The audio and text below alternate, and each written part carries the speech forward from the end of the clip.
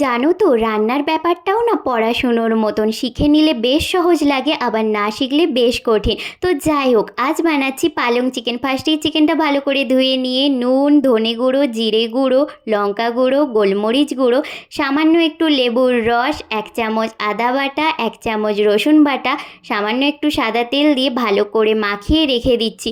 ওই 1 ঘন্টা মতো ম্যারিনেট করে রেখে দিলাম। এইদিকে কড়াইয়ে সাদা তেল, গোটা গরম মশলা, পেঁয়াজটা হালকা ভেজে নিয়ে চিকেনের পিসগুলোও দিয়ে দিলাম। চিকেনগুলো পেঁয়াজের সাথে বেশ লাল লাল করে ভেজে নিচ্ছি।